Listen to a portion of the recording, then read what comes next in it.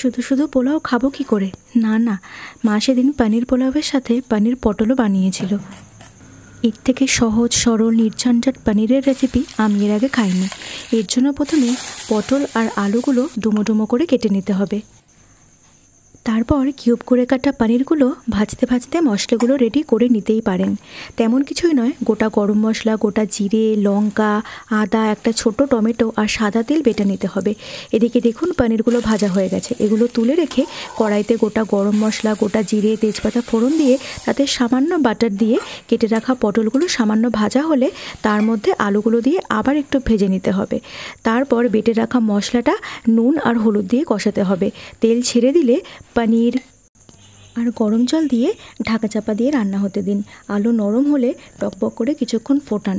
নুনটা চেক করে নামানোর আগে গোলমরিচ আর ভাজা ধনে জিরে গুঁড়ো দিয়ে শেষে আবার একটু বাটার দিন। তাহলেই রেডি পটল পনির।